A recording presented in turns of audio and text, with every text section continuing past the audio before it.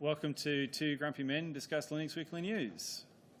This week's edition is for June the 5th, 2014.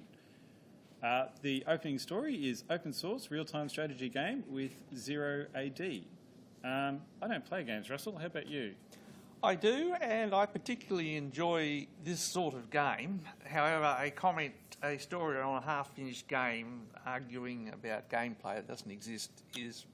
a half-finished game sounds a bit harsh. I mean, they are up to like Alpha 16. I mean, that's, they've got at least 16 versions underneath their belt. That sounds pretty reasonable to me.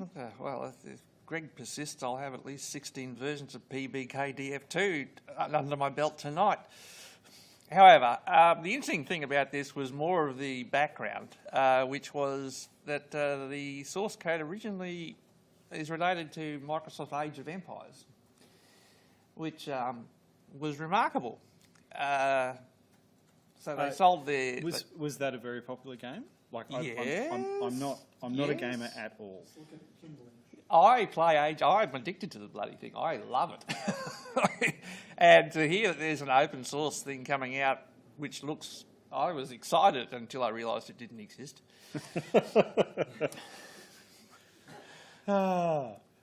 So I think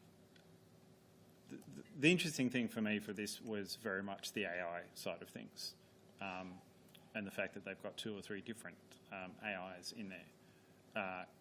Is that something that the Microsoft game was noted for, like having good AI that you could play against?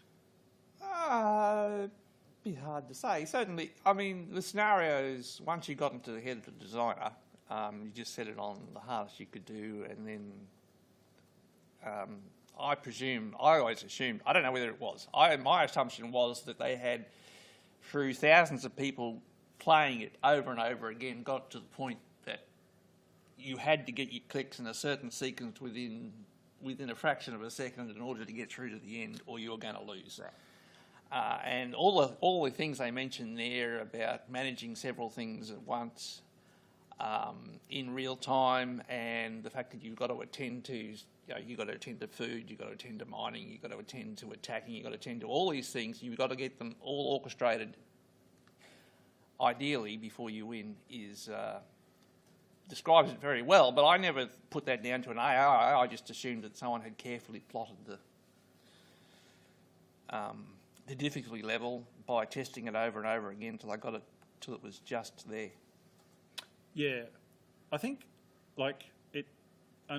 well, for me, it seems like they've sort of fallen into the open source trap of just re-implementing a closed source thing. I'm struggling to see. Have you? You obviously haven't played many games at all, because every game nowadays is a re-implementation of something or other with some very minor changes. The last 2 games I played were from the Lord of the Rings universe, and one was a very old Hobbit game for the PlayStation. Yes, but they've moved on beyond Advent and text interfaces now. And that was full of puzzles, and I enjoyed that one. Then I played a modern Lord of the Rings game, and that was just hack and slash. Like, there was no thought to that at all. So, yeah. Which side of the spectrum would this game sort of fall in? It's not hack and slash. It's not a first-person anything. Okay. So it is a puzzle game. You are presented with a very complex puzzle, which they allude to the dimensions there. You have to do several things at once and figure out what resources are most important and what order you have to exploit them. So it certainly sounds like you'd be interested in playing it once they release it. I was all excited until I got to the end and realised it didn't exist. All right, well... I thought, I'm actually going to download this and have a go.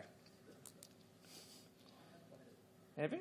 It's in the Arch repository. And does it work? Like, is it playable? Can you repeat the question? No, that's a good thing that he's caught. The question was, there wasn't a question, it was in fact a statement. I have played it, and it's in the Arch repository. And my statement was, is it really? Because this doesn't give that impression. Is it playable? Well, yes, it was okay. I mean, it wasn't obviously it's an alpha game, so there's the occasional kink and a bit segfaulty, but the game, I got 2 or 3 hours out of it before it did that, so I don't know if it was my graphics card or the game itself.